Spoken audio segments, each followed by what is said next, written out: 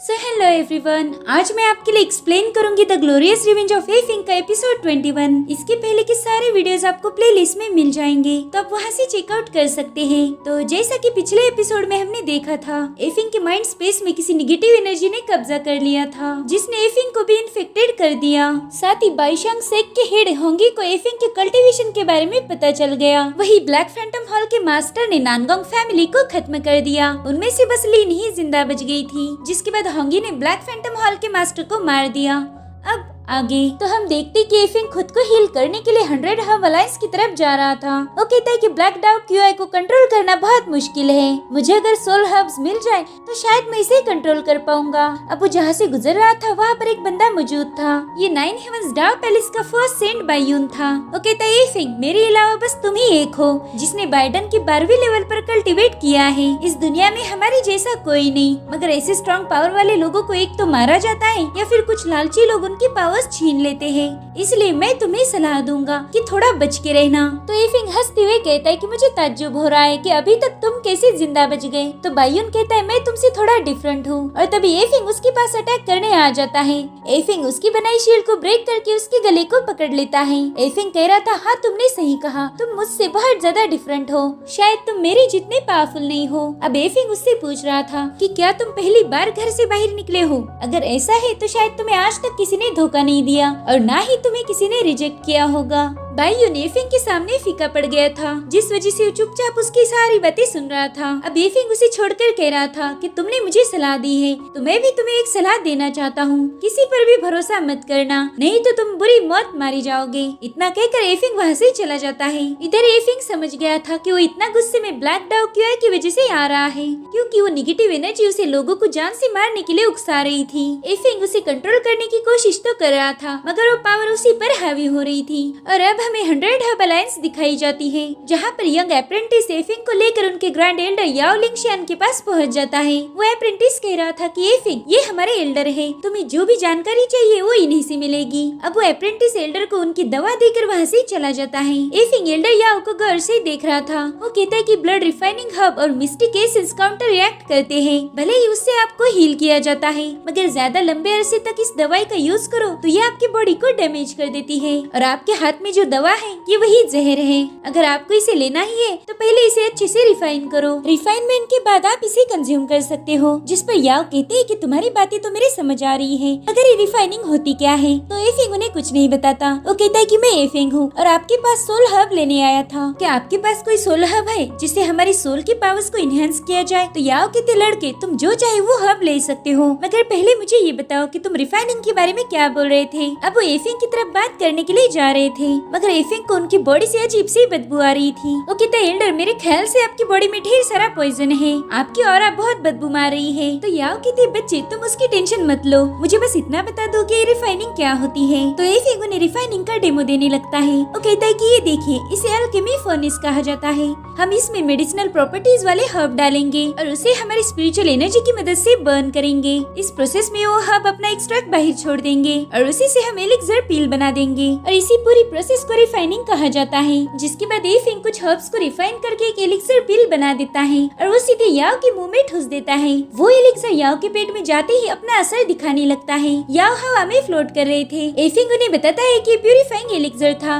यह आपकी बॉडी से सारी इम्प्योरिटीज को खत्म कर देगा और आपकी बॉडी टॉक्सिन फ्री हो जाएगी। और होता भी वैसे ही है। याओ की बॉडी से ढेर सारी टॉक्सिक गैसेस बाहर आ रही थी। तो एफिंग जल्दी से अपना नाक बंद कर देता है। वो सोच रहा था कि बाप रे, पता नहीं इस बुड्ढे की बॉडी में इतना सारा जहर कहाँ से आया। अब एल्डर याओ उसके पास जाकर कहती कि लड़के तुमने अपना नाम क्या बताया था, जरा फिर से बताना। तो कहता है, मैं एफिंग हूँ। जिस पर एल्डर कहते, अच्छा तो तुम ही हो जिसके बारे में हमारे एल्डर ने हमें बताया था। अब वो अपने साथियों को भी आवाज देने लगता है। वो कह रही थी, देखो यहाँ कौन आया है, एफिंग आया है। अब हमें 2 घंटे बाद का सीन दिखाया जाता है। एल्डर नी यून कह रहे थे कि वाह, मेरा स्पिरिचुअल फ्लो अब बहुत स्मूथ हो गया है। साथ ही एल्डर चांगफेंग कह रहे थे कि एफिंग का एलिक्सर तो जादुई है, इसने हमें हील कर दिया। दरअसल ये दोनों भी 100 हब अलायंस के सेकंड और थर्ड एल्डर थे। एफिंग उन्हें बताता है कि मेरे एलिक्सर ने तुम्हारी बॉडीज को हील कर दिया है, साथ ही उसमें से सारा जहर भी जा चुका है। लेकिन अगर आपको पूरी तरह से रिकवर होना है तो जल्दी से इस दवा को लेना बंद कर दीजिए। इस सोल हब मेडिसिन में पॉइजन है। अगर आपको यकीन नहीं होता तो मैं आपको दिखा देता हूँ। देखिए, ये पॉइजन टैलिस्मान है और ये बता रहा है कि इस दवाई में जहर है और ये आपको किसी मकसद से दी जा रही है। ये किसी की प्लानिंग है। क्यों? सही कहा ना मैंने, यंग अप्रेंटिस। अब ये सुनकर वो लड़का थोड़ा सा घबरा जाता है। वो कह रहा था कि मुझे कुछ भी समझ नहीं आ रहा। सीनियर एफिंग, आप क्या बोल रहे हो? तो एफिंग कहता है कि इन सभी एल्डर्स को लगभग 10 सालों से पॉइजन दिया जा रहा है।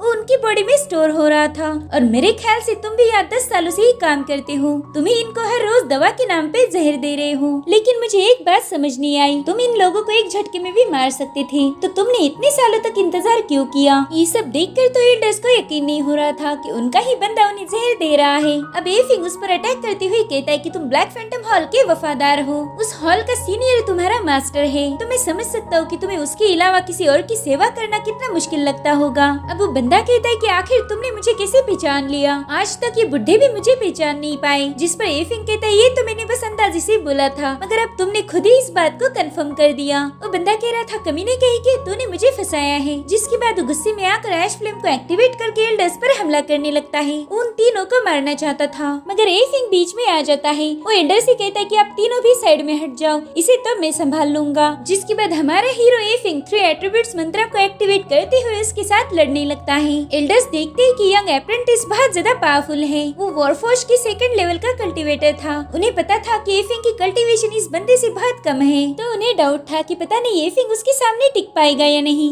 एफिंग और उस बंदे के दरमियान तगड़ी फाइट चल रही थी। तभी मौका देखते ही वो बंदा एल्डर्स पर हमला कर देता है, लेकिन एफिंग ने दोबारा से उसके अटैक को रोक दिया था। ये देखकर वो बंदा एफिंग से कह रहा था कि तुम इन बुढ़ों को बचा नहीं पाओगे, चाहे जितनी भी कोशिश क्यों ना कर लो, ये लोग जरूर मारे जाएंगे। अब वो लोग हवा में फ्लाई करते हुए लड़ रहे थे। वो बंदा कह रहा था एफिंग मेरी ब्लैक फ्लेम भले ही फायर हो, मगर उसका एलिमेंट वाटर है, तो तुम्हारे आइस अटैक से भी ये बुझ नहीं पाएगी। एक ऐसी आग है जो पानी से ही क्रिएट होती है। अब एफिंग भी अपनी खास टेक्निक स्वैन पैसेज को एक्टिवेट कर देता है। वो उस बंदे ने किए सारे अटैक्स को डॉज करता जा रहा था, जिसके बाद एफिंग उस पर आइस अटैक कर देता है। एफिंग के इस अटैक की वजह से उसे गजब का दर्द हो रहा था। अब एफिंग उसे एक लात मार के नीचे गिरा देता है। वो बंदा हैरान था कि एफिंग के पास आइस और फायर दोनों भी पावर्स हैं। तो एफिंग उससे कहता है गलत, मेरे पास 2 नहीं बल्कि 3 पावर्स है। जरा गौर से देखो, मेरे पास आइस, फायर और थंडर की पावर्स है। मैं इन तीनों एलिमेंट्स का मास्टर हूँ। तो अब एफिंग उस पर आइस ब्लॉक से हमला कर देता है, मगर उस बंदे की स्पिरिचुअल एनर्जी बहुत ज्यादा स्ट्रॉन्ग थी,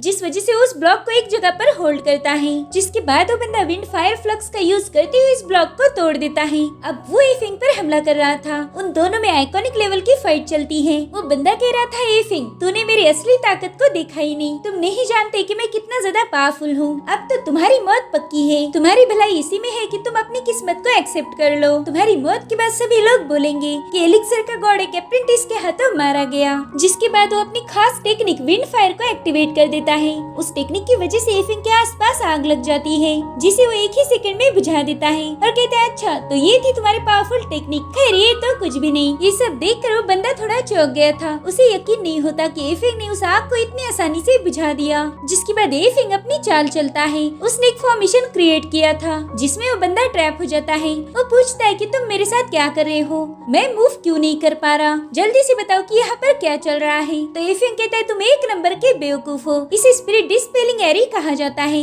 और साथ ही इसमें सीलिंग एरी भी है। बच्चे अब तुम इसमें बुरी तरह से फंस चुके हो। तुम चाहकर भी मुझ पर कोई अटैक नहीं कर पाओगे। जिसके बाद एफिंग उस पर अटैक कर उसे नीचे गिरा देता है और कहता है चलो थोड़ी सी बातचीत की जाए, मुझे तुम्हारे मास्टर के बारे में सब कुछ जानना है। बताओ तुम लोगों की क्या प्लानिंग है। तो बंदा कहता है कि मैं तुम्हें कुछ भी नहीं बताऊंगा, तुम बस सपने देखते रहो, मेरा ब्लैक फैंटम हॉल तुम्हें जिंदा नहीं छोड़ेगा। इतना कहकर वो बंदा खुद की ही जान दे देता है। उसने खुद की स्पिरिचुअल पावर से खुद को खत्म कर दिया था। और इसी के साथ एपिसोड भी यहीं पर खत्म हो जाता है। Thank you for watching, bye bye, take care.